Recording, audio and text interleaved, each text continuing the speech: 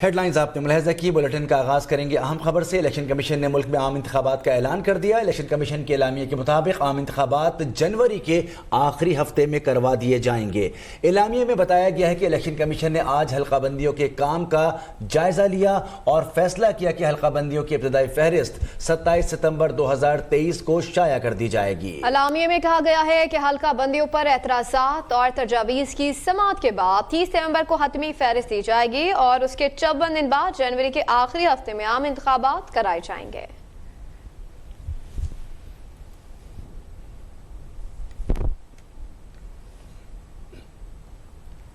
मुस्लिम league नून के रहनुमा एहसन इकबाल ने कहा है कि तमाम जमातों को अब इलेक्शन की तैयारी करनी चाहिए। इलेक्शन कमीशन की जानिब से आम इंतखाबात का ऐलान करने के बाद एहसन इकबाल ने एक बयान में कहा है कि हल्का बंदियों के दौरानिये को कम करने की तजवीज़ पेश की गई थी।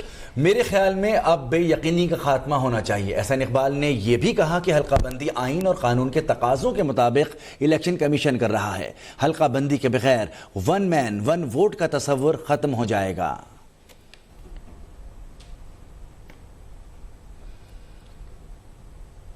पीपल्स पार्टी के रहनुमा और साबिक वज़ीर इत्तलात सिंध शर्जील इनाम मेमन का कहना है कि जब भी इंतखाबात होंगे तो मुल्क भर से पीपल्स पार्टी अक्सरियत के साथ कामयाब होगी। लेवल प्लेइंग फील्ड का मतलब यह है कि हम चाहते हैं इंतखाबात आज़ाद और शफाफ हों। किसी जमात को इंतखाबात पर एतराज़ात नहीं होने चाहिए। उन्होंने कहा कि मुल्क की अवाम महंगाई से परेशान है। अगर अवाम को कोई महंगाई के तूफान से निकाल सकता है तो वो पीपल्स पार्टी है।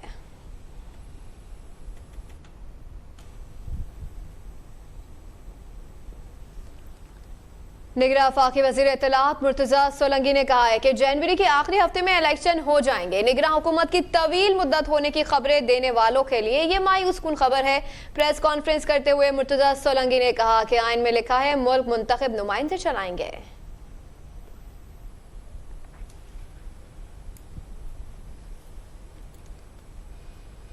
सुप्रीम कोर्ट के बड़े फैसले के बाद बड़े बड़े पाकिस्तानी सियासतदानों के करप्शन केसेस बहाल हो गए।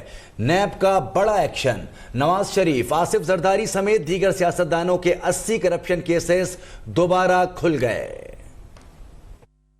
सुप्रीम कोर्ट के नैब तरामीम से मुतल्लिक अहम फैसले के बाद नैब इन एक्शन। बड़े सियासतदान फिर से नैब के रडार पर आ गए। करप्शन केसेस बहाल हो गए। नवाज शरीफ, आसिफ जरदारी समेत दीगर सियासतदानों के 80 करप्शन केसेस दोबारा नैब में चलेंगे। नैब ने केसेस की बहाली से मुतल्लिक रजिस्ट्रार एहतसाब अदालत इस्लामाबाद को खत लिख दिया। जराए के मुताबिक साबिक सदर आसिफ जरदारी के खिलाफ जाली अकाउंट केसेस भी बहाल हो गए। नवाज शरीफ, आसिफ जरदारी, यूसुफ रजा गिलानी के खिलाफ तोशाखाना गाड़ियों का केस भी खुल गया। राजा परवेज अशरफ के खिलाफ रेंटल पावर केस भी दोबारा खुल गया। इसके अलावा साबिक वजीर आजम शाहिद खाकान अब्बासी, साबिक वजीर आला सिंध मुराद अली शाह के खिलाफ भी केसेस बहाल कर दिए गए। इसहाक डार के खिलाफ आमदन से जायद अससाजात का दाखिले दफ्तर किया गया केस भी खुल गया। मिफ्ता इस्माइल के खिलाफ भी करप्शन रेफरेंस नैब अदालत सुनेगी। 15 सितंबर को सुप्रीम कोर्ट ने नैब तरामीम के खिलाफ चेयरमैन पीटीआई की दरख्वास्त काबिल समाअत करार दी थी। नैब की 10 में से 9 तरामीम कलअदम करार दी गई थी। नैब में 20 से ज़ायद रेफरेंसेस का रिकॉर्ड मुतालिका एहतसाब अदालत ने पेश कर दिया है। एहतसाब अदालत ने साबिक वज़ीर आज़म राजा परवेज अशरफ की तलबी का समन जारी कर दिया। एहतसाब अदालत के एडमिनिस्ट्रेटर जज मोहम्मद बशीर ने कहा है कि इस केस में फर्द जुर्म आयद हो चुकी है। इस केस में ट्रायल का दायरा इख्तियार उसी अदालत का बनता है। अहम खबर है, आपको एक मरतबा फिर बताएं कि नैब ने 20 से ज़ायद रेफरेंसेस का रिकॉर्ड मुतालिका एहतसाब अदालत में पेश कर दिया। एहतसाब अदालत ने साबिक वज़ीर आज़म राजा परवेज अशरफ के तलबी का समन जारी कर दिया है। एहतसाब अदालत के एडमिनिस्ट्रेटिव जज मोहम्मद बशीर ने कहा है कि इस केस में फर्द जुर्म आयद हो चुकी है। इस केस में ट्रायल का दायरा इख्तियार उसी अदालत का बनता है।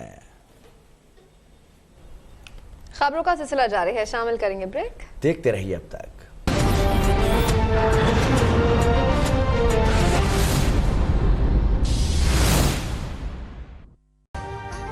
अभी सब्सक्राइब करें ताकि कोई खबर रह न जाए।